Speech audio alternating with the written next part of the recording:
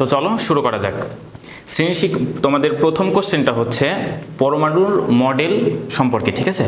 তো পরমাণুর মডেল সম্পর্কে হচ্ছে প্রশ্নের উদ্দীপকটা বলতেছে, শ্রেণীকক্ষের শিক্ষক পরমাণুর মডেল আঁকতে বললেন, সুমন এ মডেল এবং বি মডেল আঁকলো। তো এ মডেল আর বি মডেল তোমাকে কোশ্চেন দেখতে হলে সর্বপ্রথম আগে মডেল দুইটা নিয়ে তোমাকে অ্যানালাইসিস করতে হবে আসলে মডেল দুইটা কী বলতেছে। যেমন দেখো মডেল এতে কিন্তু শুধু একটা ইলেকট্রন আছে, তার মানে তোমাকে মাথায় গেস করে নিতে হবে যে এটা হাইড্রোজেন পরমাণু মডেল, যেহেতু একটা ইলেকট্রন আছে, হাইড্রোজেন পরমাণুতে একটা ইলেকট্রন থাকে, তাহলে তোমাকে সঙ্গে সঙ্গে এটা গেস করে নিতে হবে হাইড্রোজেন পরমাণু মডেল। আর যে দ্বিতীয় মডেলটা দেখো, এখানে হচ্ছে কোনো ইলেকট্রনের সংখ্যা দেওয়া নাই, কিন্তু অনেকগুলো অরবিটের সংখ্যা দেওয়া আছে, ঠিক আছে? অরবিট আর অরবিটাল দুইটা কিন্তু আলাদা। অরবিটাল হচ্ছে উপশক্তি স্তর আর অরবিট হচ্ছে শক্তি স্তর, মানে প্রধান শক্তি স্তর। তো বিতে যেহেতু ইলেকট্রন দেওয়া নাই, তার মানে এটা আমাকে মনে করতে হবে যে এটা যে কোনো একটা পরমাণু যার হচ্ছে কক্ষপথ অনেক বেশি। সুতরাং আমরা তাহলে কি বুঝতে পারলাম, এতে হচ্ছে এটা হাইড্রোজেন পরমাণু মডেল আর বিটা হচ্ছে একটা তিনটা শক্তি স্তর বিশিষ্ট একটা পরমাণু, ঠিক আছে? এটা আমরা বুঝলাম। এখন দেখো প্রথম কোশ্চেনটা কি বলছে, অরবিটাল কি? আমি তোমাকে প্রথমেই বলেছি যে অরবিটাল কি। অরবিট হচ্ছে প্রধান শক্তি স্তর আর অরবিটাল হচ্ছে উপশক্তি স্তর, ঠিক আছে? তো অরবিটাল হচ্ছে উপশক্তি স্তর কাকে বলে বলো তো? উপশক্তি স্তর হচ্ছে যেখানে ইলেকট্রনের অবস্থান করে, তার মানে এটার সংজ্ঞা হিসেবে আমরা কি বলতে পারি? অরবিটালের সংজ্ঞা হিসেবে আমরা বলতে পারি ইলেকট্রনের অবস্থান প্রধান শক্তি স্তরের যেখানে অবস্থান করে সেটাকে বলা হয় উপশক্তি স্তর বা অরবিটাল, ঠিক আছে? বা ইলেকট্রনের প্রধান শক্তি স্তরে ইলেকট্রনের অবস্থান যেখানে থাকে সেটাকে বলা হয় কি? অরবিটাল। এখন হচ্ছে খ নম্বর প্রশ্নটা বলছে যে পটাশিয়ামের 19তম ইলেকট্রনটি ডি অরবিটালে প্রবেশ না করে 4s অরবিটালে কেন প্রবেশ করে, তাই না? তো এইটা তো আমরা খুবই সহজ, পটাশিয়ামের 19তম ইলেকট্রন ডি অরবিটালে প্রবেশ না করে কেন 4s অরবিটালে প্রবেশ করে, 3dতে না প্রবেশ করে? তো পরমাণুর ইলেকট্রন বিন্যাসের ক্ষেত্রে আমরা একটা নীতি পড়েছি। নীতিটা কি? আউটবাউ নীতি। আউটবাউ নীতিতে কি বলা হয়, পরমাণু নিম্ন শক্তি স্তরে আগে ইলেকট্রন প্রবেশ করবে এবং উচ্চ শক্তি স্তরে পরবর্তীতে ইলেকট্রন প্রবেশ করে। তার মানে নিম্ন শক্তি স্তরে আগে ইলেকট্রন দ্বারা পূর্ণ হয়ে তারপরে পরবর্তী শক্তি স্তরে উচ্চ শক্তি স্তরে ইলেকট্রন প্রবেশ করবে। তো এখন দেখো 3d অরবিটাল আর 4s অরবিটালের মধ্যে কোন অরবিটালের শক্তি বেশি? তো অরবিটালের শক্তি নির্ণয় করতে হলে আমরা একটা সূত্র জানি, যে অরবিটালের শক্তি নির্ণয়ের জন্য আমরা একটা সূত্র জানি, হচ্ছে এল প্লাস এন। এলটা হচ্ছে কি? উপশক্তি স্তরে এল এর মান আর হচ্ছে এন এর মান, এই দুইটার যোগফল যেটা হবে সেটাই হচ্ছে শক্তি স্তর, ঠিক আছে? সেই অরবিটালের শক্তি মাত্রা। তো হচ্ছে এল এর এখন দেখো এখানে ডিতে আমরা এল এর মান কত জানি? ডিতে এল এর মান হচ্ছে 2, তাহলে ডিতে এল এর মান যদি 2 হয় আর এসে এল এর মান আচ্ছা এটা হচ্ছে আমরা 3d আর হচ্ছে 4s এল প্লাস এন। তাহলে দেখো ডিতে এল এর মান হচ্ছে 2 আর এন তো এখানে 3 আছে, তাই না? আর হচ্ছে দেখো 4s এল এর মান কত? 4s এল এর মান হচ্ছে 0 আর এন এর মান হচ্ছে এখানে তো 4, তাই না? এখন দেখো তো কোন অরবিটালের শক্তি বেশি? এখানে 5 আর এইখানে হচ্ছে 4। নিশ্চয়ই 4s এর শক্তিমান কম আর হচ্ছে 3d শক্তি মাত্রা বেশি, তার মানে অবশ্যই 3dতে ইলেকট্রন না গিয়ে কোথায় ইলেকট্রন প্রবেশ করবে? 4s এ ইলেকট্রন প্রবেশ করবে। কারণ কি? এই যে আমার 4s এর শক্তি কম। আচ্ছা এখন হচ্ছে গ নম্বর কোশ্চেনটা আমরা বলি।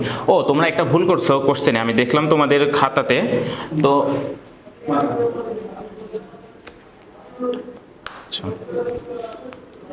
তোমরা একটা ভুল করছো, সেই ভুলটা হচ্ছে পরীক্ষার খাতায় এই যে এখানে অরবিটের মানটা তোমরা কেউ 3 ধরছো, কেউ 2 ধরছো, ঠিক আছে। তো এই ভুলটা আমি তোমাদের বলি যে এখানে অবশ্যই এটা ভুল হওয়ার কথা, কনফিউজ হয়ে যাওয়ার কথা। যেমন এখানে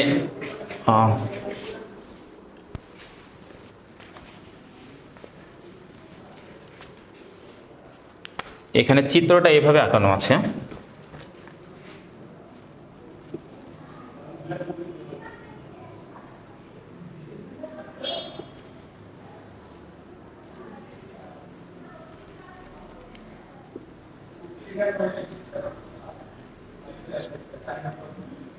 আচ্ছা এখানে চিত্রটা এভাবে আঁকানো আছে। এখন এখানে দেওয়া আছে হচ্ছে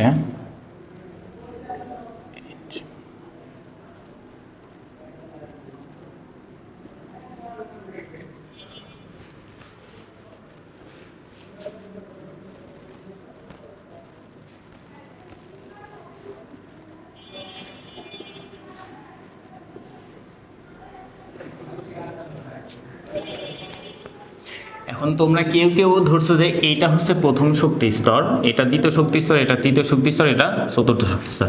কিন্তু আসলে দেখো যখন কোশ্চেন হয় মূলত এইটাকে বলা হয় হচ্ছে নিউট্রন, ঠিক আছে, এটা হচ্ছে নিউট্রন। আর এই পুরোটা মিলে, এই পুরো জায়গাটা মিলে এটাকে বলা হয় হচ্ছে নিউক্লিয়াস, ঠিক আছে। আর নিউক্লিয়াসের মধ্যে তোমার হচ্ছে যে নিউট্রন প্রোটন যে অবস্থান করে এটাকে বলা হয়। এজন্য এইটাকে কখনো তোমরা হচ্ছে কক্ষপথ ধরবে না। এইটা তোমরা কক্ষপথ ধরে অনেকে ভুল করছো, এটাকে ধরছো এটাকে ধরছো এটা প্রথম শক্তি স্তর ধরছো, এটাকে দ্বিতীয় শক্তি স্তর ধরছো, এটাকে তৃতীয় শক্তি স্তর ধরছো, এটাকে চতুর্থ শক্তি স্তর ধরছো। কিন্তু এটা হচ্ছে শক্তি স্তর না, এটা মাথায় রাখবে, এটা শক্তি স্তর না। তবুও তোমরা যারা এইটা শক্তি স্তর ধরে করছো তাদের আমি কিছু মার্ক দিয়েছি, তাদের একদমই মার্ক বঞ্চিত করিনি। তবে নেক্সট টাইম কিন্তু এই ভুলটা তোমরা করবে না, ঠিক আছে। যেহেতু এখানে ইন্ডিকেট করে দেওয়া আছে, দেখো n সমান 1, এটা যদি n সমান 1 হতো তাহলে এর মাঝখানে এটা n সমান 1 দেওয়া হতো, তখন এটা নিউক্লিয়াস হতো, ঠিক আছে, এটা নিউক্লিয়াস হতো, তখন এটা কক্ষপথ হতো। কিন্তু যখন এখানে দেওয়া হচ্ছে তার মানে এইটা হচ্ছে প্রথম শক্তি স্তর আর এইটা হচ্ছে দ্বিতীয় শক্তি স্তর, ঠিক আছে। তো এখন প্রশ্নটা তো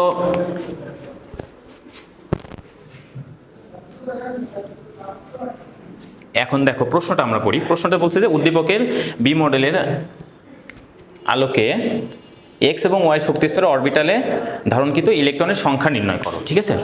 তো ইলেকট্রনের সংখ্যা নির্ণয় করতে হবে, তাহলে তো আমরা তো জানি যেহেতু প্রথম শক্তি স্তর, এটা হচ্ছে এক্সটা হচ্ছে কি দ্বিতীয় শক্তি স্তর আর ওয়াইটা হচ্ছে তৃতীয় শক্তি স্তর। তো এখন আমরা তো ডিরেক্ট এই সূত্রে করে দিতে পারি, তাই না। দেখো 2n স্কোয়ার এই সূত্র দিয়ে আমরা ডিরেক্ট ইলেকট্রনের মান বের করে ফেলতে পারি। কিন্তু তোমাকে মনে রাখতে হবে এটা ক নম্বর প্রশ্ন না, খ নম্বর প্রশ্ন, এটা হচ্ছে গ নম্বর প্রশ্ন। তার মানে তোমাকে একটু হিউজ আলোচনা করতে হবে।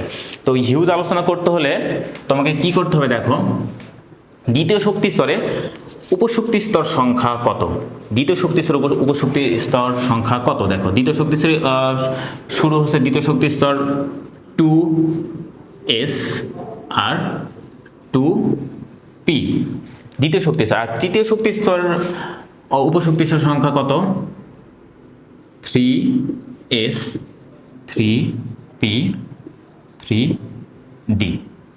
এটা হচ্ছে দ্বিতীয় শক্তি স্তর, এটা হচ্ছে তৃতীয় শক্তি স্তর। দেখো যেহেতু তোমাকে হিউজ আলোচনা করতে হবে, এটা তো গ নম্বর প্রশ্ন উত্তর, তার মানে তোমাকে একটু হিউজ আলোচনা না করলে তো এটা তো তোমাকে 4 নাম্বার দিবে কিভাবে। তুমি যদি শুধু ডিরেক্ট 2n স্কোয়ার এই সূত্র দিয়ে বসায় দাও তাহলে তো এটা তুমি, যেহেতু তোমাকে প্রশ্ন বলেছে এটা 3 মার্ক, তার মানে তোমাকে আরো আলোচনা করতে হবে, তাই না। তাহলে এখন এখানে দেখো দ্বিতীয় শক্তি স্তর তৃতীয় শক্তি স্তর, দ্বিতীয় শক্তি স্তর উপশক্তি স্তর কয়টা, 2টা, তৃতীয় শক্তি স্তর উপশক্তি স্তর কয়টা, 3টা। এখন দেখো এসে সর্বোচ্চ ধারণকৃত ইলেকট্রন সংখ্যা কত, 2, পিতে সর্বোচ্চ ধারণকৃত ইলেকট্রন সংখ্যা কত, 6। তাহলে টোটাল আমার দ্বিতীয় শক্তি স্তর ইলেকট্রন সংখ্যা কত হচ্ছে, দেখো তো 6 আর 2 8। আর এখন দেখো তৃতীয় শক্তি স্তর, তৃতীয় শক্তি স্তর ইলেকট্রন এসে সর্বোচ্চ কয়টা ইলেকট্রন ধারণ করতে পারে, 2, পিতে 6, ডিতে কয়টা, ডিতে হচ্ছে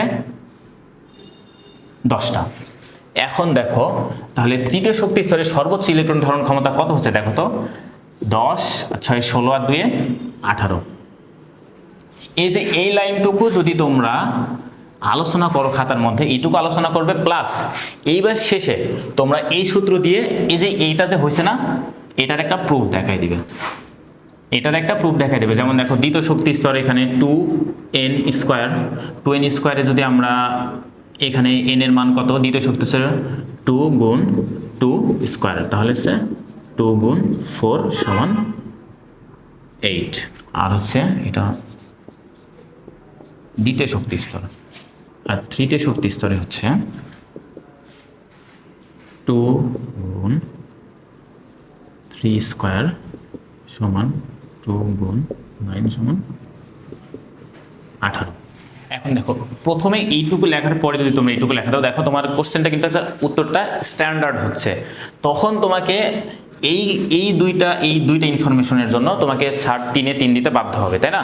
কিন্তু যখন তোমরা শুধু এইটুকু দিয়ে করবে, তাহলে তো এটা তোমাকে খ নম্বর প্রশ্ন উত্তর দিতে পারতো, তাই না? সুতরাং তোমাকে এই হিউজ আলোচনা করা লাগবে। বুঝতে পারছো? আশা করি এই প্রশ্নের উত্তরটা তোমরা ক্লিয়ার হয়েছে।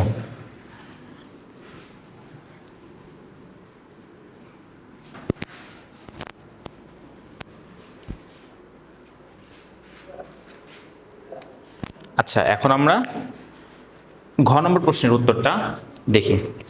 উদ্দীপকের দুটি মডেল তুলনামূলক অবস্থান তুলে ধরো।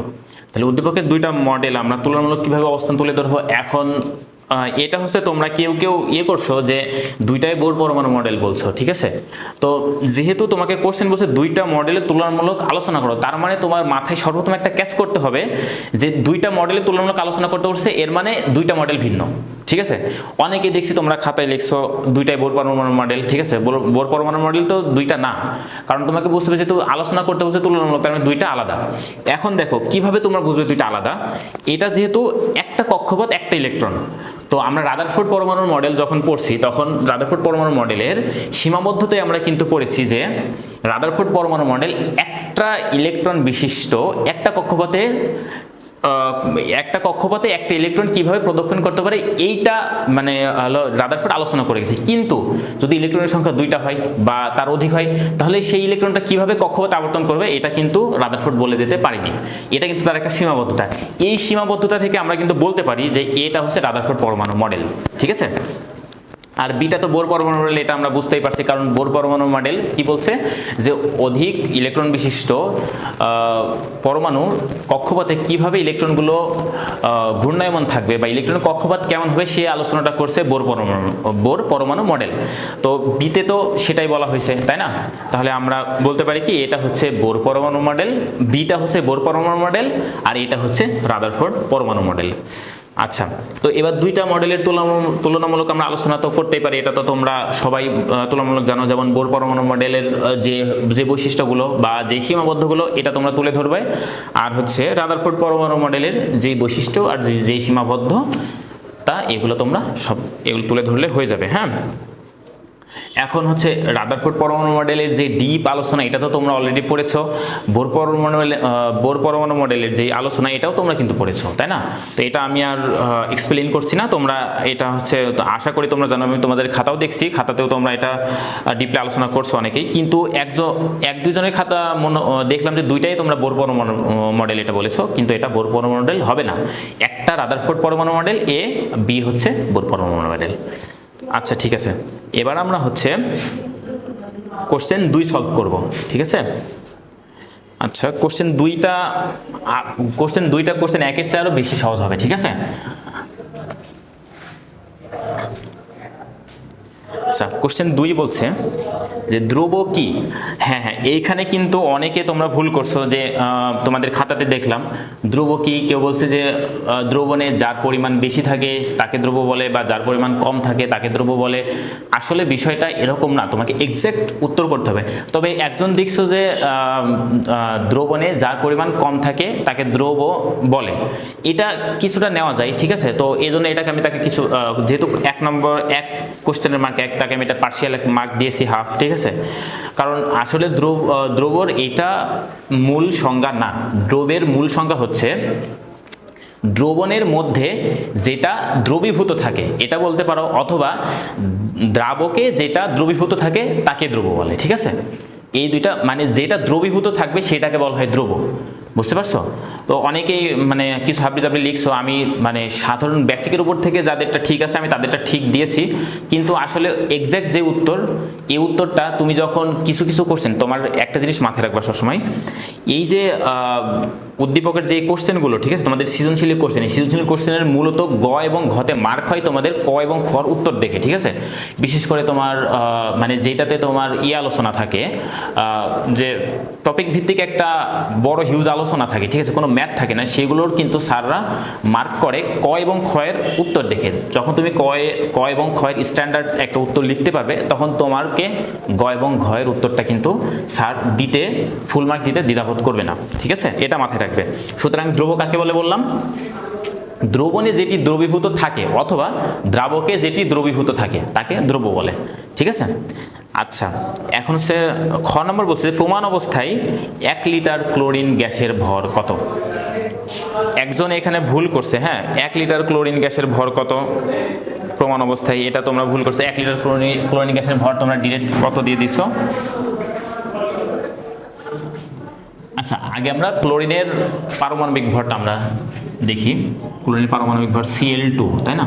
Cl2, ক্লোরিনের 35.5 যোগ 35.5, তাহলে ক্লোরিনের পারমাণবিক ভর হচ্ছে কত? 71। এখন কথা হচ্ছে, তোমরা সবাই মানে কেউ কেউ প্রশ্নতে লিখছো যে হচ্ছে এই যে 1 লিটার, এই 1 লিটার ক্লোরিনের হচ্ছে তোমার আয়তন কি লিখছো? হ্যাঁ, গ্যাসের ভর 1 লিটার ক্লোরিন গ্যাসের ভর 71 গ্রাম। নট, এটা হবে না, কখনোই না। কারণ কি বলতো? কারণ হচ্ছে আমরা জানি গ্যাসের ক্লোরিন তো এখানে গ্যাস, তাই না? ক্লোরিন যেহেতু গ্যাস, সুতরাং এর হচ্ছে আয়তন নির্ণয় করতে হবে কি? লিটার দিয়ে। এখন আমরা একটা তত্ত্ব জানি যে হচ্ছে প্রমাণ অবস্থায় প্রত্যেকটা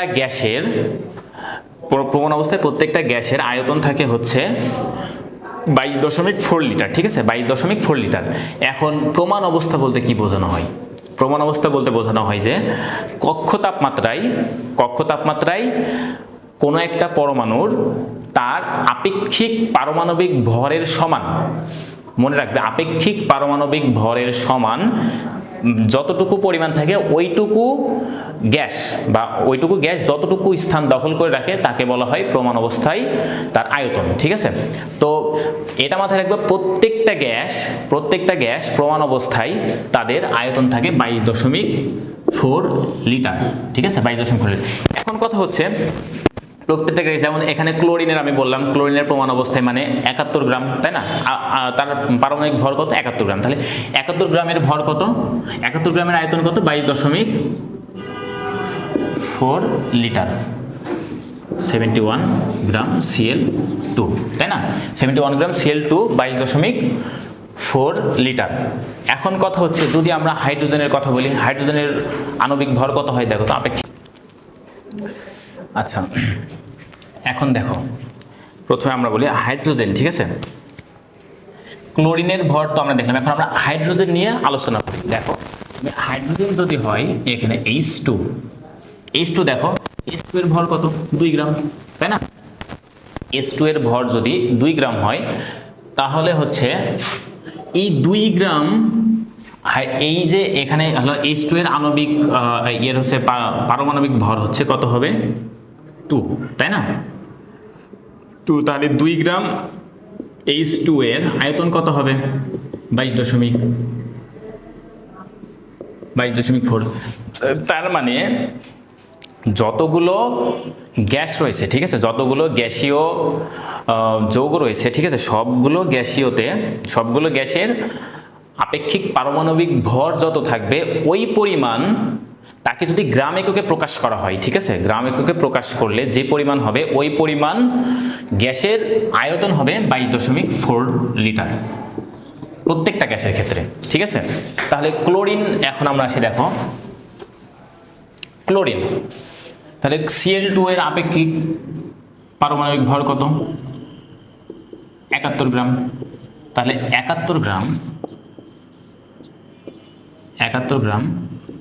Cl2 এর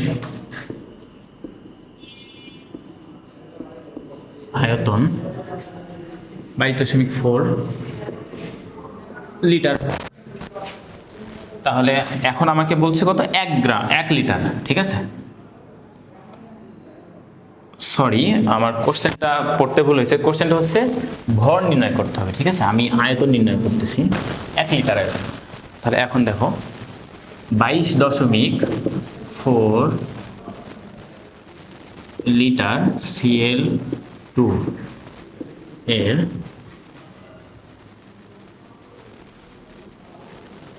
ভর 71 গ্রাম। 22.4 লিটার ক্লোরিনের ভর 71 গ্রাম যদি হয়, তাহলে 1 লিটার ক্লোরিনের ভর কত হবে? 71/22.4 গ্রাম। আচ্ছা, এটা ক্যালকুলেটরে বের করলে কত হবে? 71 ভাগ 22.3.16 গ্রাম। তাহলে 3.16 গ্রাম ক্লোরিনের আয়তন হবে 1 লিটার। আচ্ছা, এখন আমরা গ নম্বর প্রশ্নের উত্তরটা সলভ করি। গ নম্বর প্রশ্নেতে বলছে উদ্দীপকের দ্রবণ প্রস্তুত করতে কত গ্রাম দুধ দরকার হবে? উদ্দীপকের দ্রবণ প্রস্তুত করতে কত গ্রাম দুধ দরকার হবে? আচ্ছা, এখানে এই তুমি যখন একটা কোশ্চেন সলভ করবে ম্যাথমেটিক্যালটার, তখন তোমাকে সর্বপ্রথম একটা জিনিস মাথায় রাখবে, আমার উদ্দীপকে কি কি ইনফরমেশন দেওয়া আছে এটা তুমি সর্বপ্রথম সাইডে লিখে নেবে। তাহলে তোমার ওই ইনফরমেশনগুলো দেখে তোমার সাথে সাথে সূত্র, যদি কোনো সূত্র মনে থাকে তাহলে সূত্রটা মাথায় চলে আসবে, তখন তোমার মানে উত্তরটা বের করতে অনেক ইজি হবে। তাহলে দেখো, আমাকে প্রথমে দেখো উদ্দীপকে কোন কোন ইনফরমেশন আমার দেওয়া আছে। দেখো, উদ্দীপকে ইনফরমেশন দেওয়া আছে, আয়তন দেওয়া আছে দেখো 2 লিটার। তাহলে ভি এর মান কত? 2L।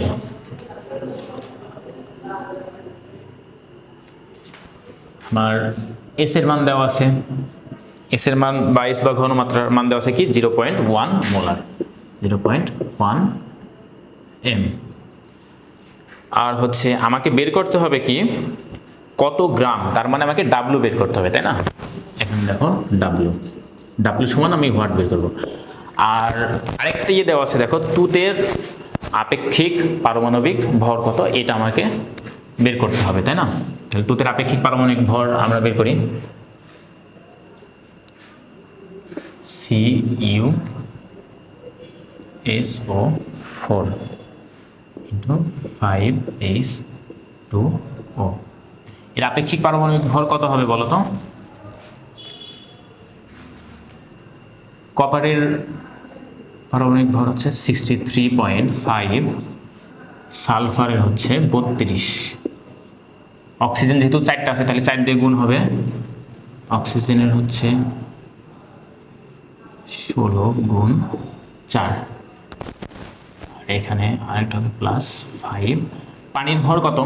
অক্সিজেন 16, হাইড্রোজেনের 2, তাহলে 16 2 18, 5 গুণ 18। টোটাল কত হবে? টোটাল হবে হচ্ছে, কারণ আমি একটু হিসাব করে নিই,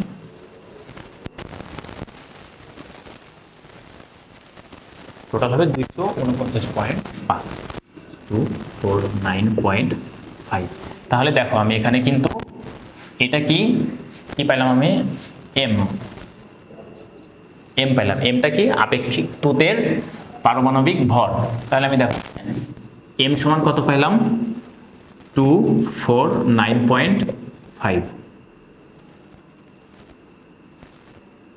249.5। তাহলে এখন দেখো আমার সবগুলো ইনফরমেশন এখানে দেওয়া আছে। আমরা একটা সূত্র জানি না, W = S M V, W equal to S M V. তাহলে দেখো আমার এখানে আমাকে বের করতে হবে কি ডাব্লিউ এর মান, সুতের ওজন বা ভর। তাহলে আমি ডাব্লিউ এর মান বের করলাম। দেখো আমি এস এখানে দেওয়া আছে, এম দেওয়া আছে, ভি দেওয়া আছে, তাহলে আমি অনেক সহজে বের করে ফেলতে পারবো। এস এর মান কত দেওয়া আছে 0.1, এম এর মান আমরা কত পেয়েছি 249.5, আর হচ্ছে ভি এর মান আমরা কত পেয়েছি 2। এখন এটার ক্যালকুলেশন করলে উত্তর বের হবে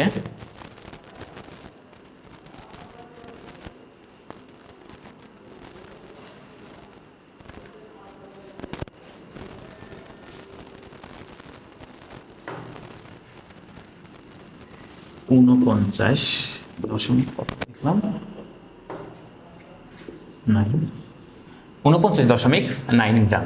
তাহলে এই প্রশ্নের উত্তরটা আশা করি ক্লিয়ার হয়েছে। কথা হচ্ছে তোমরা খাতায় আরেকজন করছো যে এখানে 2 লিটার আর হচ্ছে এখানে তোমরা 2000 ml করছো, ঠিক আছে, কেউ কেউ দেখলাম 2 লিটার কেউ 2000 ml দিয়ে করছো, এটা হবে কোনো সমস্যা নাই।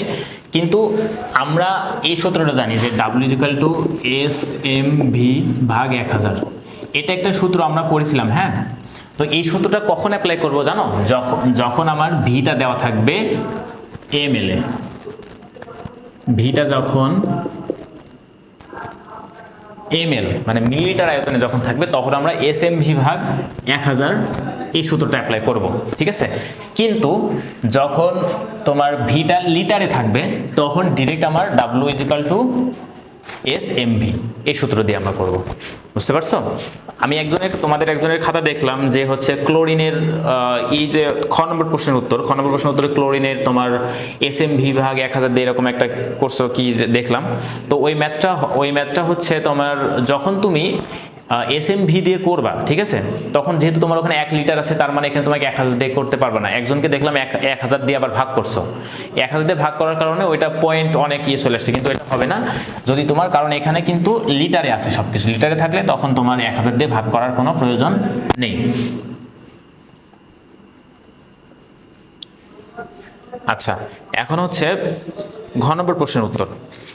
এই প্রশ্নের উত্তরটা তোমরা ম্যাক্সিমাম ভুল করছো, ম্যাক্সিমাম কয়েকটা খাতা দেখলাম ঠিক হয়েছে, ঠিক আছে। তোমরা কেউ করছো যে হচ্ছে উদ্দীপকের দ্রবণ এবং 49.9 গ্রাম H2SO4 যুক্ত সমআয়তনের দ্রবণের ঘনমাত্রা সমান হবে কিনা, এটা তোমরা করছো। তো এই ম্যাথটা অনেকে দেখলাম যে শুধু 49.9 গ্রাম H2SO4 দিয়ে ঘনমাত্রা বের করছো, করে এটা হচ্ছে বের করছো, এটা অ্যান্সার মেবি তোমরা কেউ করছো 2.5 মেবি সামথিং এরকম কোনো একটা অ্যান্সার করছো। আসলে এটা এরকম হবে না, তোমাকে প্রশ্নটা বুঝতে হবে। দেখো প্রশ্ন বলছে উদ্দীপকের দ্রবণ এবং 49.H2SO4 যুক্ত সমআয়তন, মানে এই দুইটাই যুক্ত করতে হবে, ঠিক আছে। মানে তোমার উদ্দীপকের দ্রবণটাও থাকবে এবং 49.9 গ্রাম H2SO4 থাকবে, ওই দ্রবণের মধ্যে এটা যোগ করতে হবে, যোগ করে সমআয়তন করতে হবে। এখন একটা কথা হইতে পারে যে যখন আমি 49.9 গ্রাম হচ্ছে তোমার H2SO4 যোগ করবো তখন তো আমার আয়তন বৃদ্ধি পাবে, আয়তন তো সেম থাকবে না।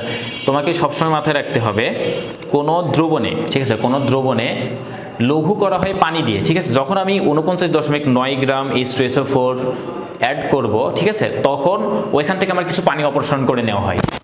পানি অপসারণ করে নেওয়ার ফলে তোমার আয়তনটা সেম থাকে, বুঝতে পারছো, আয়তনটা সেম থাকে। তোমার হচ্ছে ভর সে হিসাব আলাদা, ভর তো এলোমেলো হইতে হবে, এটা স্বাভাবিক, ঠিক আছে, ভর এলোমেলো হবে সেটাই না, কিন্তু আয়তনটা সেম রাখা যায়, ঠিক আছে, এইভাবে। কারণ একটা দ্রবণকে লঘু করা হয় পানি দিয়ে, পানির পরিমাণ কমিয়ে তোমার তখন H2SO4 অ্যাড করছে। যেমন এখানে দেখো লঘু 0.1 মোলার আছে না, তাহলে এই 0.1 মোলারকে যদি তুমি আরেকটু মানে গাঢ় করে নাও, ঠিক আছে, তাহলে তোমার এখানে ভর কমে যাবে, পানি একটু অপসারণ হবে, তখন ওখানে তুমি 49.9 গ্রাম H2SO4 যোগ করে সমআয়তন করে নিতে পারবে 2 লিটার, ঠিক আছে। তো এখন এই ম্যাথটা হবে এরকম, দেখো দুইটার একসাথে ঘনমাত্রা কত হবে সেটা আমাকে বের করতে হবে, ঠিক আছে।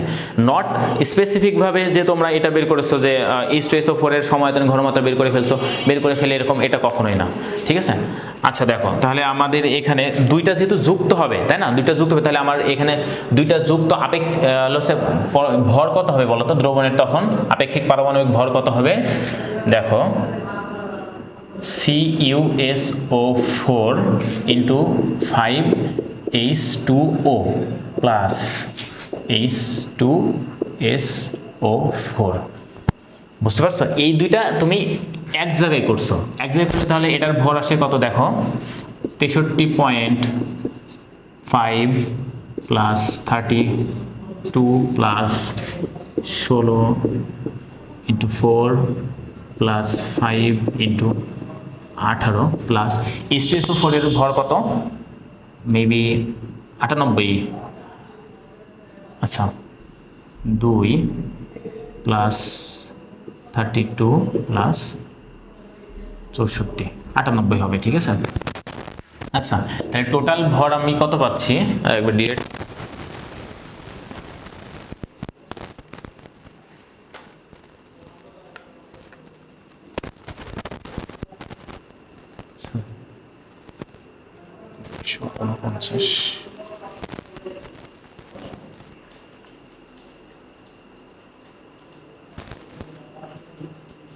তিনশো 347.9, ঠিক আছে, 347.9। তাহলে দেখো আমি মোট ভরটা কত পাইলাম, 347.9 গ্রাম, ঠিক আছে। এখন বলছে সম আয়তন। এইবার দেখো আমার কি কি ইনফরমেশন আমি এখানে পাইলাম, কি কি ইনফরমেশন পাইলাম। এক্ষেত্রে দেখো আমার সম আয়তন যেহেতু বলছে, তার মানে ভি হবে কত 2 লিটার, আর হচ্ছে এম এর মান কত হবে, যেহেতু এই দুইটা যুক্ত করা হয়েছে, আমার দ্রবণ দুইটা যুক্ত করা হয়েছে, যুক্ত করলে তাহলে আমার এই ভরটা হবে 347.9। আচ্ছা এখন আমি এর ঘনমাত্রা বের করতে হবে, যেহেতু আমাকে চাইছে ঘনমাত্রা সমান হবে কিনা, তাহলে আমি ঘনমাত্রা এস বের করতে হবে, S is equal two what, তাই না।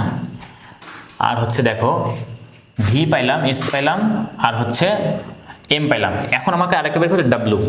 ডাব্লুটা কি হবে দেখো, আমি গতে পেয়েছি ডাব্লু তোমার হচ্ছে 2 লিটার 0.1 মোলার কপার সালফেটের ভর কত আমরা পেয়েছি,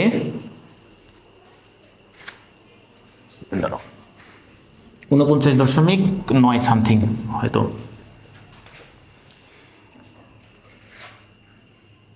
CuSO4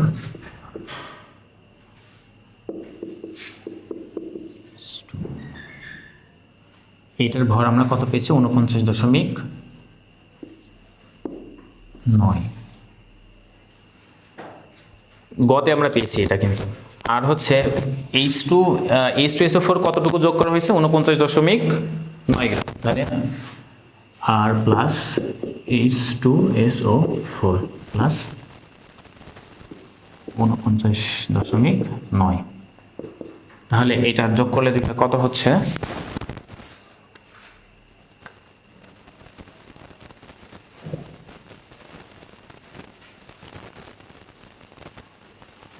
নিরানব্বই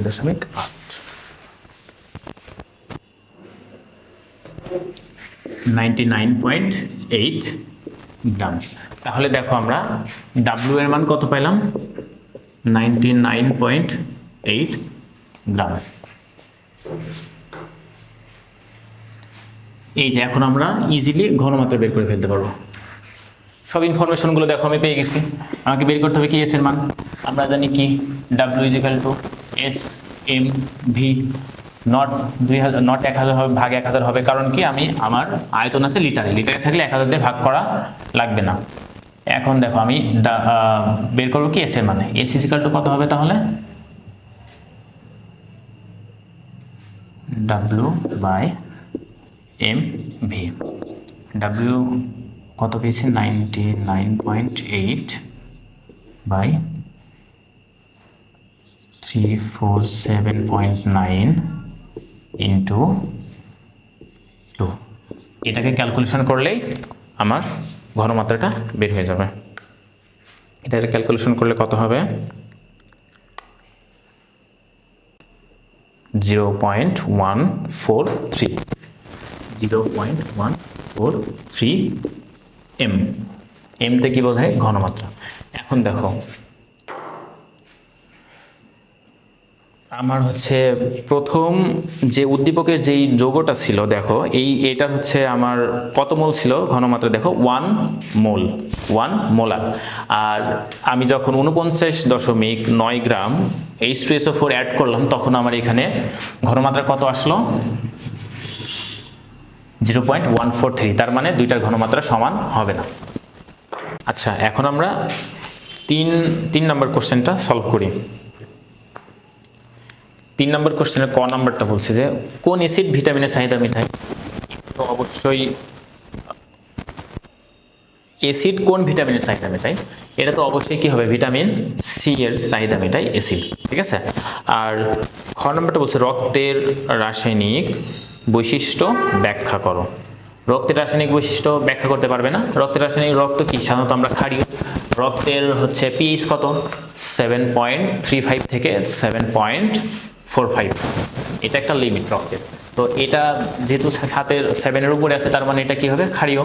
তাহলে রক্তের রাসায়নিক বৈশিষ্ট্য হবে ক্ষারীয়। রক্তের পিএইচ হবে এটা, পিএইচের রেঞ্জটা 7.35 থেকে 7.45 এটুকু দিলে, আর এটা বাইকার্বনেট আয়ন থাকে, ঠিক আছে। এটা দিলে মোটামুটি তোমাদের খ নম্বর কোশ্চেনের উত্তরটা হয়ে যাবে। আচ্ছা, এখন হচ্ছে গ নম্বর প্রশ্নের উত্তরটা বলছে। গ নম্বর প্রশ্নটা বলছে যে উৎপন্ন যৌগের সাথে H2SO4 যে বিক্রিয়া হবে তার সমীকরণ সহ লিখো। আচ্ছা, উৎপন্ন যৌগ, আমরা উদ্দীপকটা একবার দেখি। শুষ্ক চুনে পানি যোগ করে একটি নতুন যৌগ উৎপন্ন হলো। তার মানে কি? শুষ্ক, তোমরা অনেকেই লিখছো যে শুষ্ক চুনের ক্ষেত্রে তোমরা কেউ লিখছো, দেখলাম যে হচ্ছে CaCO3। এটা আসলে শুষ্ক চুন না, এটাকে বলা হচ্ছে চুনা পাথর, ঠিক আছে। শুষ্ক চুন হচ্ছে CaO, ক্যালসিয়াম অক্সাইড, এটাকে বলা হয়েছে শুষ্ক চুন, ঠিক আছে। আর এটাকে বলা হয় চুনা পাথর, ঠিক আছে। আচ্ছা, তাহলে শুষ্ক চুনের সাথে পানি যোগ করছে। শুষ্ক চুনের সাথে পানি যোগ করলে কি হয় বলো তো? CaO plus H2O। শুষ্ক চুনের সাথে পানি যোগ করলে কি হবে? CaOH2, ক্যালসিয়াম হাইড্রোক্সাইড হবে, তাই না? আচ্ছা, তো ক্যালসিয়াম হাইড্রোক্সাইড যদি উৎপন্ন হয় তাহলে, আর এটা আরেকটা জিনিস তোমাকে এখানে ইনক্লুড করে দিছে, দেখো একটা ইনফরমেশন, সেটা হচ্ছে উৎপন্ন যৌগের সাথে ফেনলথ্যানিল দ্রবণ যোগ করায় দ্রবণটি গোলাপি বর্ণ ধারণ করে। তার মানে কি? একটা জিনিস মাথায় রাখবা, ফেনলথ্যালিন সবসময় ক্ষারীয় যৌগকে গোলাপি বর্ণ উৎপন্ন করে, ঠিক আছে। তো গোলাপি বর্ণ যেহেতু, তার মানে অবশ্যই দ্রবণটা ক্ষারীয় হবে। আর আমি বিক্রিয়া থেকেও দেখতে পাচ্ছি যে ক্যালসিয়াম অক্সাইডের সাথে পানি যোগ করলে কি হবে? ক্যালসিয়াম হাইড্রোক্সাইড উৎপন্ন হবে। আচ্ছা, এখন ক্যালসিয়াম হাইড্রোক্সাইড কি? একটা ক্ষার, তাই না? ক্যালসিয়াম হাইড্রোক্সাইড একটা ক্ষার, CaOH2। আর H2SO4টা কি? অ্যাসিড, তাই না? H2SO4। আর অ্যাসিড আর ক্ষারের বিক্রিয়া হলে অবশ্যই কি হবে? লবণ ও পানি উৎপন্ন হবে, তাই না? তাহলে ক্যালসিয়াম হাইড্রোক্সাইড আর ক্যালসিয়াম হাইড্রোক্সাইড আর H2SO4 যদি যোগ করা হয় তাহলে এখানে কি হবে? লবণ। লবণ কিসের লবণ হবে? ক্যালসিয়াম সালফেট, মানে ক্যালসিয়ামের লবণ, তাই না? সালফেট লবণ, CaSO4 প্লাস, আর এখানে কি হবে? পানি, H2O। এটা হচ্ছে তোমার সমীকরণ, ঠিক আছে, বিক্রিয়া। তো এই বিক্রিয়াটা তোমরা লিখবে, লিখে আর কিছু এখানে যেহেতু তোমার গ নম্বর প্রশ্ন বলছে, তার মানে একটু ডিটেলস তোমাকে আলোচনা করতে হবে। ডিটেলস আলোচনা করলে তুমি কি লিখবে? যে হচ্ছে যেহেতু এই যে প্রথমে তোমাকে উদ্দীপক থেকে তুমি এটা আলোচনা করে ফেলতে পারবে। যেমন শুষ্ক চুন, শুষ্ক চুন বলতে আমরা কি বুঝি? ক্যালসিয়াম অক্সাইড, ঠিক আছে। তোমরা অনেকে লিখছো calcium carbonate, no calcium carbonate হবে না, এটা ক্যালসিয়াম অক্সাইড হবে। ক্যালসিয়াম অক্সাইডকে শুষ্ক চুন বলা হয়, ঠিক আছে। আর এই ক্যালসিয়াম হাইড্রোক্সাইডটাকে বলা হয় কালি চুন, ঠিক আছে। পরীক্ষায় এখন তোমার ক্যালসিয়াম হাইড্রোক্সাইড না বললে বলতে পারে কালিচুনের সাথে তোমার H2SO4 বিক্রিয়া করে কি উৎপন্ন করে বা তার যে সেই যৌগের ধর্মটা তোমরা ব্যাখ্যা করো, ঠিক আছে। যখন কালিচুন বলবে তখন সেটা হবে কি ক্যালসিয়াম হাইড্রোক্সাইড, আর শুষ্ক চুন হচ্ছে ক্যালসিয়াম অক্সাইড। আচ্ছা, তো তাহলে এই গ নম্বর প্রশ্নের উত্তরটা আশা করি ক্লিয়ার হয়েছে। আচ্ছা, এখন আমরা ঘ নম্বর প্রশ্নের উত্তরে যাই। H2SO4 অ্যাসিডের সাথে বিক্রিয়ায় উৎপন্ন যৌগসমূহ বিক্রিয়ক যৌগ দুটি ভিন্নধর্মী। একদম অনেক সহজ কোশ্চেন এটা। আচ্ছা, এই বিক্রিয়াটা লাগবে। এখন দেখো এখানে বলছে H2SO4 অ্যাসিডের সাথে বিক্রিয়ায় উৎপন্ন যৌগটা আমরা কি পেয়েছিলাম? Calcium hydroxide. তো ক্যালসিয়াম হাইড্রোক্সাইড আর H2SO4 এটা কি ক্ষার, আর এটা হচ্ছে H2SO4টা কি অ্যাসিড। এখন বলছে যে যৌগসমূহের বিক্রিয়ক দুটি ভিন্নধর্মী বলতে যে এই বিক্রিয়ক এই দুইটা আর উৎপাদ যে দুইটা বের হয়েছে এই দুইটার ধর্ম ভিন্ন, অবশ্যই ভিন্ন, কারণ এইটা হচ্ছে এটা ক্ষার ক্যালসিয়াম হাইড্রোক্সাইড, H2SO4 হচ্ছে অ্যাসিড, আর ক্যালসিয়াম সালফেট এটা হচ্ছে লবণ, আর দুইটা এই লবণ আর পানি ক্যালসিয়াম হাইড্রোক্সাইড আর হচ্ছে H2SO4 মানে হাইড্রোক্লোরিক সালফিউরিক অ্যাসিডের ধর্ম সম্পূর্ণই আলাদা। আশা করি ঘ নম্বর উত্তরটা বুঝতে পারছো। আচ্ছা, এখন আমরা 4 নম্বর কোশ্চেনটা সলভ করি। 4 নম্বর কোশ্চেনে বলছে যে খড় পানি কি। খড় পানি কি এটা তোমরা সবাই দেখলাম খাতায় সবাই ঠিক করছো। খড় পানিতে খড় বলতে কি বোঝানো হয়েছে বলো তো? খড় মূলত হচ্ছে তোমার যেই পানিতে তোমার ধাতব আয়ন সমূহ উপস্থিত থাকে, ঠিক আছে। বিশেষ করে তোমার ম্যাগনেসিয়াম, তারপরে তোমার হচ্ছে যে ধাতব যে আয়নগুলো যেগুলো থাকে, ঠিক আছে, উপস্থিত থাকে সেগুলোকে বলা হয় খড় পানি। এখন তুমি ধাতব আয়ন যেগুলো তোমার মাথায় আসে সেগুলো অ্যাড করে দিয়ে লিখে বলবে যে এই ধাতব আয়নগুলো যেই পানিতে উপস্থিত থাকবে তাকে বলা হয় খড় পানি, ঠিক আছে। আচ্ছা, পানির অস্থায়ী খরতা দূর করার জন্য কিভাবে দূর করা যায়? পানির অস্থায়ী দূর করতে হলে অবশ্যই আমরা মানে খরতা দূর করার জন্য আমরা কিন্তু কিছু জানি, যেমন হচ্ছে তোমার ফুটানো, তারপরে থিতানো, আরো সামথিং কিছু আছে, প্রসেস আছে। তার মধ্যে অস্থায়ী খরতা দূর করতে হলে আমাদের একটা সহজ প্রসেস, সেটা হচ্ছে তাপ দিতে হবে, ঠিক আছে। তাপ দিলে অস্থায়ী খরতা দূর হবে। এবং সাথে তোমার যদি ম্যাগনেসিয়াম যদি থাকে, ঠিক আছে, অস্থায়ী খরতা মূলত তোমার ম্যাগনেসিয়াম ধাতুর কারণেই অস্থায়ী খরতা তৈরি হয়। ম্যাগনেসিয়াম ধাতুটা এটা তোমার তাপ দিলে সরে যায়, ঠিক আছে, অস্থায়ী খরতা দূর করার জন্য। আর অবশ্য তোমরা অনেকে লিখছো, সবগুলো ঠিক আছে। আচ্ছা, এখন আমরা গ নম্বর প্রশ্ন উত্তরটা বলি। গ নম্বর প্রশ্ন বলছে বিক্রিয়কে উপস্থিত X এবং A অন্যান্য গ্যাসগুলোর বায়ুমণ্ডলে আসার কারণ ব্যাখ্যা করো। আচ্ছা, X এবং A এই দুইটা কি হবে?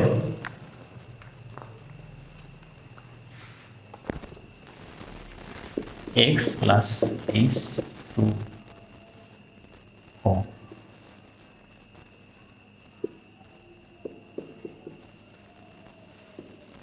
H2CO3। আচ্ছা, একটা জিনিস সবসময় মাথায় রাখবে, কার্বন ডাই অক্সাইডের সাথে যদি পানি অ্যাড করা হয়, ঠিক আছে, পানি অ্যাড করা হয় তাহলে সেখানে তোমার কার্বনিক অ্যাসিড তৈরি, এটাকে বলা হয় H2CO3, এটাকে বলা হয় কার্বনিক অ্যাসিড। এটা অনেক দুর্বল অ্যাসিড, ঠিক আছে। আর কার্বন ডাই অক্সাইডের সাথে পানি যখন তুমি অ্যাড করবে খুব কম পরিমাণে H2CO3 উৎপন্ন হয়, ঠিক আছে। এটা অনেক দুর্বল অ্যাসিড, এটাকে বলা হয় উইক অ্যাসিড, ঠিক আছে। তো এখন যেহেতু H2CO3 উৎপন্ন করছে তার মানে নিশ্চয়ই এটা কি হবে? CO2 plus H2CO3। তাহলে আমরা এক্সটা কি পেলাম? এক্সটা পেলাম আমরা কি? Carbon die oxide. আচ্ছা, এখন হচ্ছে এই যৌগটা কি হবে? A plus H2SO3।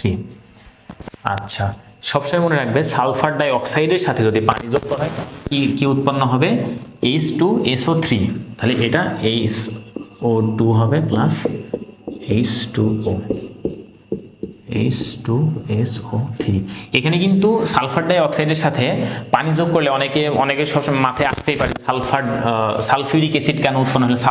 এটাকে বলা হয় সালফিউরাস অ্যাসিড, ঠিক আছে। H2SO3 কে বলা হয় সালফিউরাস অ্যাসিড, ঠিক আছে। আর যদি এখানে 4 থাকে তখন সেখানে সালফিউরিক অ্যাসিড হতো।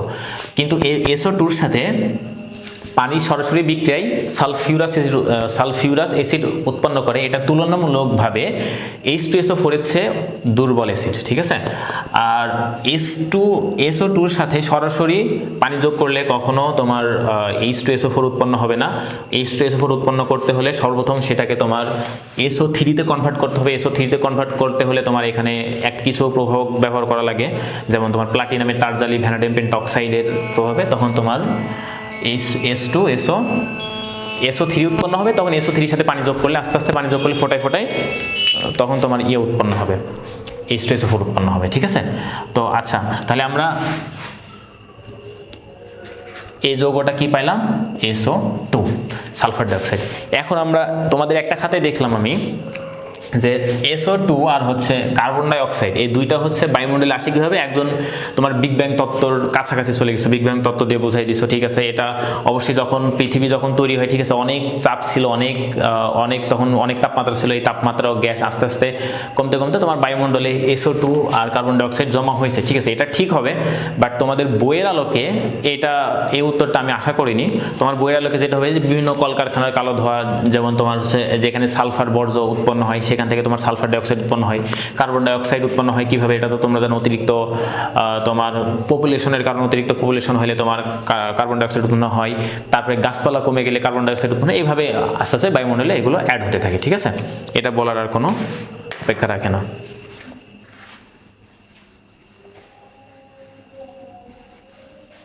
আচ্ছা, আমরা নেক্সট কোশ্চেন হচ্ছে Y, Z এবং B উপস্থিত জলাশয়ে মাটির পিএইচ কমিয়ে দেয়। আচ্ছা, ঠিক আছে, আমরা Y, Z আর B কি হবে সেটা আলোচনা করি। আচ্ছা, প্রথম যৌগটা হচ্ছে 2NO2 প্লাস H2O।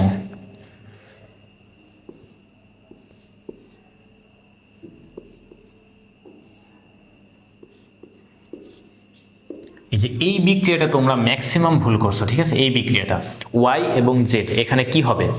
Y এবং Z এখানে দেখো 2NO প্লাস H2O, ঠিক আছে। 2NO প্লাস H2O তে, আচ্ছা আমি বিক্রিয়াটা আরেকবার করি, 2NO প্লাস, সবসময় মনে রাখবে নাইট্রোজেন ডাই অক্সাইডের সাথে পানির বিক্রিয়াতে দুইটা অ্যাসিড উৎপন্ন হয়। নাইট্রোজেন ডাই অক্সাইডের সাথে পানির বিক্রিয়াতে দুইটা অ্যাসিড উৎপন্ন হয়। দুইটা অ্যাসিড উৎপন্ন, একটা হচ্ছে তোমার HNO3 আর একটা হচ্ছে HNO2, ঠিক আছে।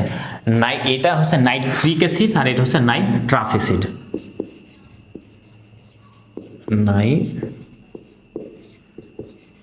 নাইট্রিক অ্যাসিড আর এটা হচ্ছে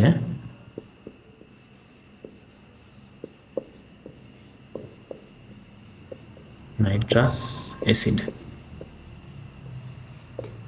এটা হচ্ছে নাইট্রিক অ্যাসিড আর এটা হচ্ছে নাইট্রাস অ্যাসিড, ঠিক আছে। সবসময় মনে রাখবে নাইট্রোজেন ডাই অক্সাইডের সাথে পানির বিক্রিয়াতে দুইটা অ্যাসিড উৎপন্ন হয়, একটা হচ্ছে HNO3 আর একটা HNO2, নাইট্রিক অ্যাসিড আর হচ্ছে নাইট্রাস অ্যাসিড, ঠিক আছে। তার মানে দেখো আমরা Y এবং Z এর মধ্যে YZ পেয়ে গেলাম, দুইটাই কিন্তু আমরা কি পাইলাম? অ্যাসিড পাইলাম, তাই না? দুইটা অ্যাসিড পাইলাম।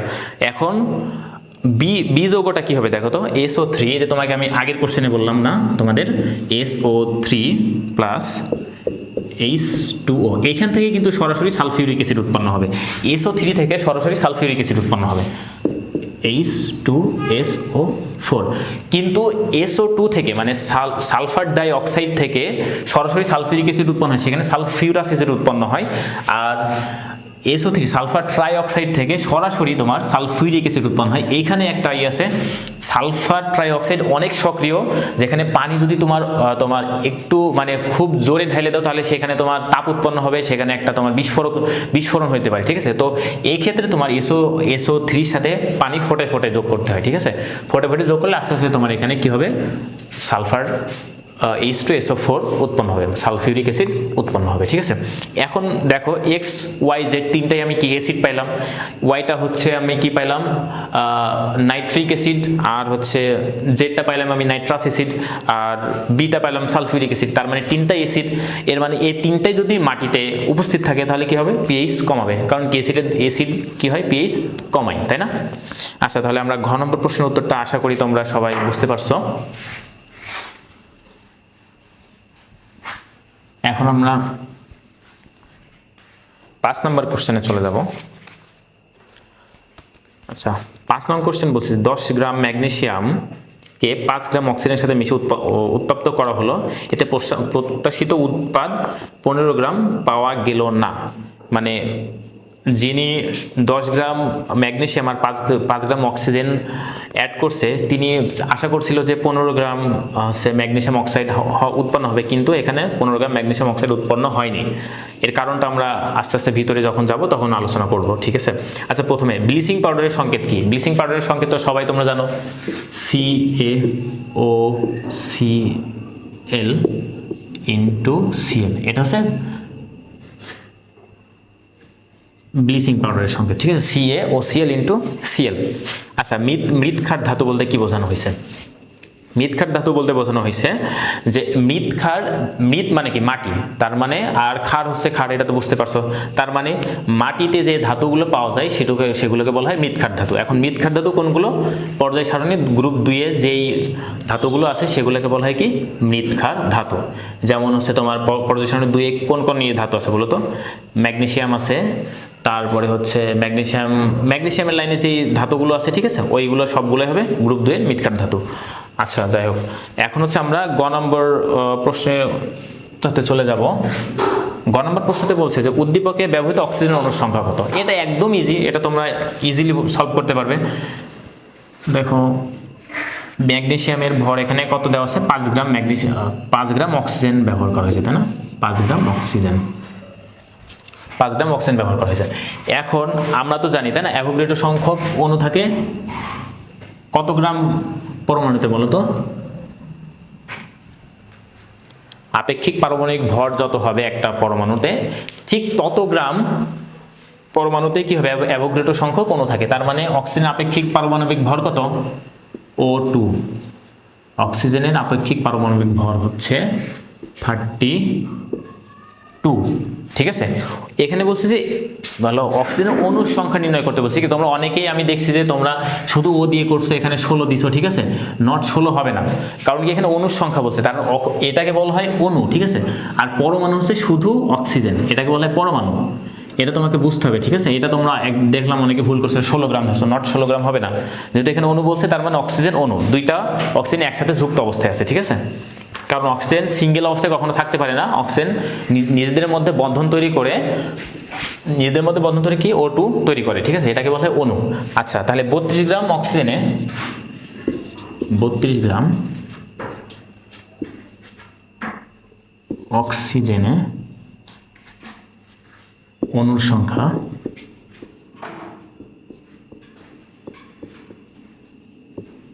কত? 6.02 গুণ 10⁻23টি। এখন অতএব এখানে আমরা ঐকিক নিয়মে করতে পারি।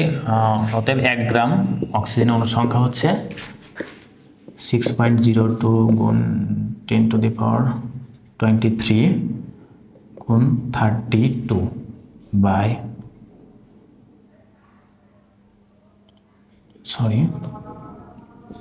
32। আচ্ছা, এখন কত গ্রাম? এখানে 5 গ্রাম। 5 গ্রামে তো ইজিলি বের করে ফেলতে পারবে। 6.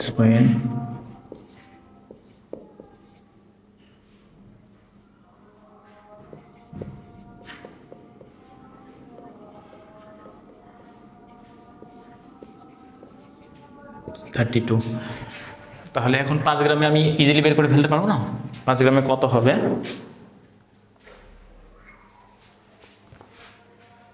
6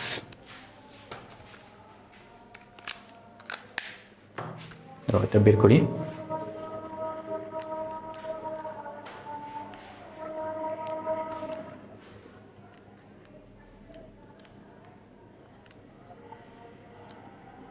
9.4 গুণ 10⁻22t। আশা করি এটা ক্লিয়ার হয়েছে। আচ্ছা, এখন আমরা ঘ নম্বর প্রশ্নের উত্তরটা সলভ করি। কোশ্চেনটা সলভ করি। আচ্ছা, উদ্দীপকে বিক্রিয়ার প্রত্যাশিত উৎপাদ কেন পাওয়া গেল না, তাই না? এটা এখন এটার কোশ্চেন। আচ্ছা, উদ্দীপকে বিক্রিয়ার প্রত্যাশিত উৎপাদ কেন পাওয়া গেল না বলো তো? এখানে কয়টা কারণ থাকতে পারে? হয় বিক্রিয়ক কম আছে, নয়তো হয় অক্সিজেনের পরিমাণ কম আছে, নয়তো ম্যাগনেসিয়ামের পরিমাণ কম আছে, তাই না? বা বেশি আছে। এই কারণে তোমার হচ্ছে বিক্রিয়ার প্রত্যাশিত উৎপাদ পাওয়া গেল না। কারণ কি দেখো, আমরা যদি বিক্রিয়াটা আগে করি তাহলে দেখো Mg প্লাস O2 MgO বিক্রিয়াটা এখন আমাকে সমতাকরণ করতে হবে। দেখো কি করে, অক্সিজেনের সর্বশেষ কক্ষপথে ইলেকট্রন কয়টা ঘাটতি আছে? 2টা, তাই না? আর ম্যাগনেসিয়াম 2টা ইলেকট্রন ত্যাগ করতে পারে। তার মানে অক্সিজেন ইলেকট্রনের ঘাটতি দুইটা করে অক্সিজেন ইলেকট্রনের ঘাটতি কয়টা? 4টা। আর এখানে এর বাড়তি কয়টা আছে? 2টা। তার মানে 2টা ম্যাগনেসিয়াম দুইটা করে 4টা ইলেকট্রন যদি অক্সিজেনকে দিয়ে দেয়, তাহলে দেখো আমার এখানে ইলেকট্রনের সমতা চলে আসছে, তাই না? তাহলে এখানে দেখো আমার বিক্রিয়া সমতা করতে হলে কি, দুইটা ম্যাগনেসিয়াম আছে, তার মানে এখানে 2টা ম্যাগনেসিয়াম। দেখো বিক্রিয়াটা সমতাকরণ হয়ে গেল। এই বিক্রিয়াটা কিন্তু অবশ্যই সমতাকরণ প্রয়োজন হবে। কারণ কি, তোমাকে প্রত্যাশিত উৎপাদ বের করতে হলে কত গ্রাম ম্যাগনেসিয়াম কত গ্রাম অক্সিজেনের সাথে বিক্রিয়া করে, এটা তোমাকে বের করতে হবে। নয়তো এই সমতাকরণ না করলে প্রত্যাশিত উৎপাদ তুমি পাবা না। আচ্ছা, এখন দেখো তাহলে এখানে ম্যাগনেসিয়াম এখানে দুইটা ম্যাগনেসিয়াম অণু ব্যবহার করা হয়েছে, তাই না? তাহলে দুইটা ম্যাগনেসিয়ামের ভর কত হবে? 24 গুণ 2, তাই না? তাহলে কত হবে? 48। অক্সিজেনের ভর কত হবে? 32। আর ম্যাগনেসিয়াম হবে কত? এখানে হচ্ছে 2 গুণ 24 প্লাস 18 16, তাহলে এখানে কত হবে? 80 গ্রাম। তাহলে একটা জিনিস দেখো, 48 গ্রাম ম্যাগনেসিয়াম 32 গ্রাম অক্সিজেনের সাথে বিক্রিয়া করে 80 গ্রাম ম্যাগনেসিয়াম অক্সাইড তৈরি করছে। তাহলে এখন কথা হচ্ছে আমার এখানে এই অনুপাতেই কিন্তু সব বিক্রিয়াগুলো হবে, বুঝতে পারছো? এই অনুপাতের যদি বাইরে চলে যায় তাহলে আমার সেই বিক্রিয়কটা লিমিটিং বিক্রিয়ক হয়ে যাবে। দেখো প্রত্যাশিত উৎপাদ কেন পাওয়া গেল না, দেখো এখানে এই অনুপাতটা আমার সবসময় সেম রাখতে হবে। এখন অনুপাত সেম রাখতে হলে দেখো 48 গ্রাম ম্যাগনেসিয়াম কিন্তু 32 গ্রাম অক্সিজেনের সাথেই বিক্রিয়া করে 80 গ্রাম উৎপাদ তৈরি করবে। এখন যদি এখানে আমি 50 গ্রাম ম্যাগনেসিয়াম নিই, ধরো 50 গ্রাম ম্যাগনেসিয়াম নিই, তাহলে কিন্তু 2 গ্রাম ম্যাগনেসিয়াম আমার এক্সট্রা থেকে যাবে। 2 গ্রাম ম্যাগনেসিয়াম কিন্তু আর বিক্রিয়া করবে না, এই 2 গ্রাম ম্যাগনেসিয়াম আমার এক্সট্রা থেকে যাবে। কারণ কি, আমার 48 গ্রাম ম্যাগনেসিয়াম 32 গ্রাম অক্সিজেনের সাথে বিক্রিয়া করে, ঠিক আছে? আমি যদি এখানে 2 গ্রাম নিয়ে নিই, যদি আমি এখানে 50 গ্রাম যদি আমি ম্যাগনেসিয়াম নিই, তাহলে এখানে কিন্তু আমার অক্সিজেনের পরিমাণ কিছুটা বাড়াতে হবে। বাড়াইলে তখন আমার বাকি ম্যাগনেসিয়ামগুলো বিক্রিয়া করে কাঙ্ক্ষিত উৎপাদ তৈরি করবে।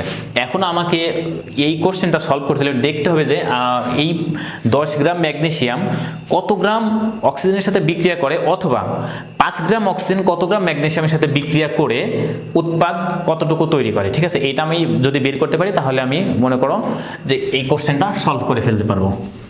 আচ্ছা, এখন আমরা কোশ্চেন সলভ করতে হবে। আমরা ওখানে দেখলাম কি, বিক্রিয়াতে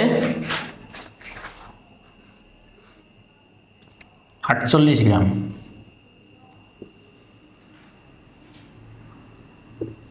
ম্যাগনেসিয়াম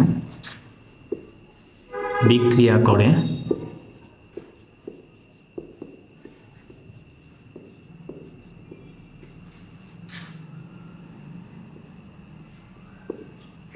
32 গ্রাম অক্সিজেন এর সাথে, ঠিক আছে? 48 গ্রাম ম্যাগনেসিয়াম বিক্রিয়া করে 32 গ্রাম অক্সিজেনের সাথে। তাহলে এখন আমরা ঐকিক নিয়মের ইতে করি, 1 গ্রাম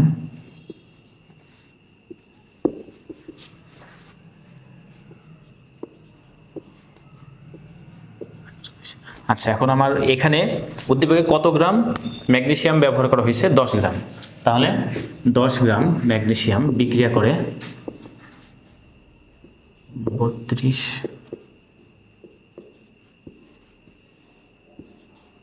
48। আচ্ছা, এটাকে ক্যালকুলেশন করলে কত হবে? ক্যালকুলেটরটা, এটাকে ক্যালকুলেশন করলে হচ্ছে 32